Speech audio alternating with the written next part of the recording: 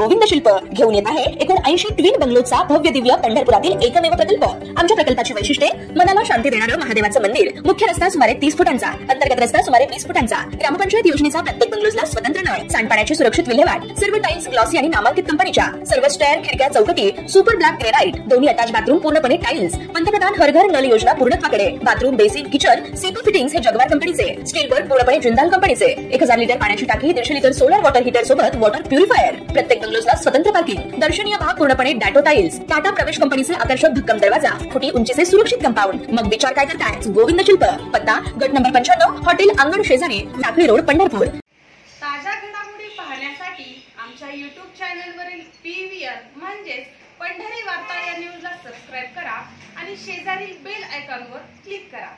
पंढरपूर शहरात VIP रस्ता म्हणून ओळखल्या जाणाऱ्या वीर सावरकर चौक ते नवीन कराड नाका या रस्त्यावर असलेल्या रेल्वे अंडरपासच्या ठिकाणी दुरुस्तीच्या कामासाठी दिनांक 4 ऑगस्ट ते 20 ऑगस्ट या कालावधीत हा रस्ता वाहतुकीसाठी बंद करण्याचा निर्णय घेतल्यानंतर या रस्त्यावरून ये-जा करणाऱ्या वाहनधारकांना पर्यायी मार्गाचा वापर करावा लागत आहे। इंदिरा गांधी चौक ते DVP मॉल शेजारील रस्त्यावरून बहुतांश वाहने पुढे तहसील कार्यालय, कराड नाका परिसराकडे तसेच विविध उपनगराकडे जात आहेत। मात्र कामामुळे दोनच दिवसात शहरात या रस्त्यावर प्रचंड वाहतूक कोंडी होताना दिसून येत आहे। त्यामुळे नागरिकांकडून सोशल मीडियावर प्रचंड नाराजी व्यक्त होताना दिसून येत आहे। तहसील कार्यालयाकडे जाणाऱ्या रेल्वे अंडरपासच्या ठिकाणी रेल्वे हद्दीतील रस्ता काँक्रिटीकरण केला जात असल्याने या कामास मोठा अवधी लागणार आहे। त्यामुळे नागरिकांना व वाहनधारकांना मोठा त्रास सहन करावा लागत आहे। तर दुसरीकडे सरगम चौकामध्ये वाहतुकीची मोठी कोंडी होत असल्याने रेल्वे प्रशासनाने या ठिकाणी अंडरपास नजीक असलेल्या रेल्वे गेट तात्पुरते वाहतुकीसाठी सुरू करावे अशी ही मागणी होत आहे।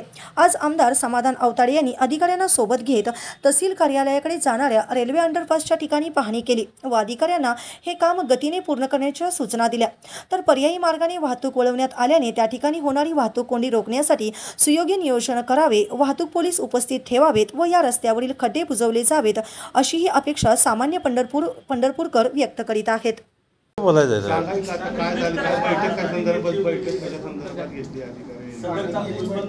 पंढरपूर शहरामध्ये जो रेल्वेचा पूल, दोन्ही पुलं सरगम चौकातला आणि इकडचा आपल्या कराड रोडला जाणारा जो पूल आहे, या दोन्ही आरोवी जे आहेत या दोन्ही आरोवीचं एका आरोवीचं काम चालू झाल्यामुळं दुसऱ्या आरोवीमध्ये जे ट्रॅफिक डायव्हर्ट झालं होतं ते डायव्हर्ट असलेलं ट्रॅफिकमुळं शहरातली जी वाहनांची संख्या तिथं वाढल्यामुळं ट्रॅफिक जाम झालं होतं। यामुळं आज रेल्वे प्रशासनानं कुणालाही विश्वासात न घेता त्या डायरेक्ट खोदकामाला चालू केली।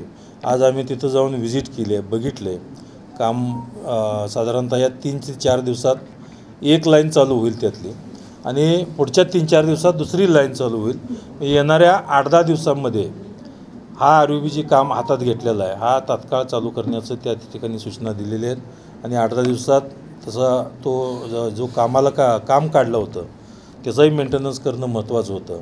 परंतु मेंटेनन्सच्या नावाखाली त्यांनी प्रशासनाला कोणालाही विश्वासात न घेता ज्या पद्धतीनं काम चालू केलं होतं हे त्यांच्याही निदर्शनास आलं, त्यांचीही चूक लक्षात आलं। आज सर्व प्रशासन घेऊन आपण बसलो आणि सर्वांच्या ज्या अडचणी आहेत त्या अडचणी आपण दूर केल्या आणि या 8-10 दिवसात त्या अंडरब्रिजचं काम होऊन जाईल आणि नंतर ट्रॅफिक सुरळीत चालू होईल। VIP रोड आहे, अनेक शाळा, कॉलेजेस, शासकीय कार्यालय त्या रस्त्यावर असतात। नाही, मी आपल्याला तेच सांगतोय, रेल्वे प्रशासनानं सर्व प्रशासनाला ज्या निगडीत आहेत त्या विभागाशी तर त्यांनी त्याच्याशी निगडीत असलेल्या प्रशासनाशी विश्वासात घ्यायला पाहिजे होतं। त्यांनी विश्वासात न घेता डायरेक्ट नोटीस दिली आणि कामच चालू केलं।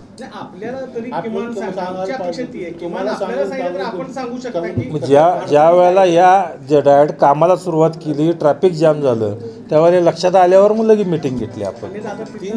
त्या मार्गावर सारखं ट्रॅफिक जास्त असतं, तिथे एक आयलंड करावा जेणेकरून डावीकडून येणारे येतील, उजवीकडून जाणारे जातील अशी मागणी अनेक वर्षांपासून कुठल्या इंदिरा गांधी चौकात ज्या पद्धतीनं आहे आता तशाही सूचना दिलेल्या आहेत। त्या ठिकाणी असणारं जो थोडंसं जुनं प्रांत बंगला आहे तिथून तो कट करून त्या आयलँडचा थोडा भाग कट करून डायरेक्ट त्याला रस्ता कनेक्टिंग करण्याची सूचना दिलेल्या आहेत। त्यांनी रेल्वे प्रशासन करणार अशा पद्धतीचंही आश्वासन तिथे दिलेलं आहे.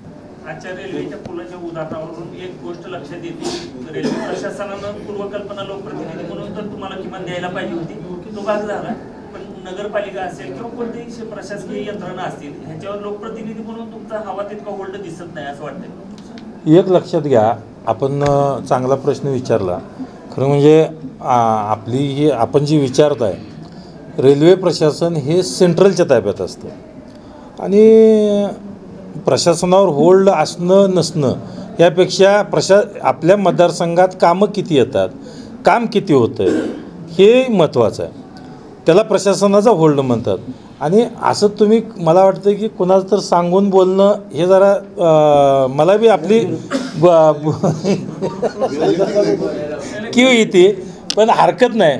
पण एक तुम्हाला मी सांगू इच्छितो की हे सेंट्रलच्या ह्याच्यामध्ये असताना अख्ख्या वारीच्या ह्याच्यामध्ये ज्या खासदारांनी थोडंसं लक्ष द्यायला पाहिजे होतं, आपण काही खासदारांनाही इथून आपण निवडून दिलेलं आहे, तर त्या खासदाराचं बी इथं कुठंतरी हे पाहिजे होतं.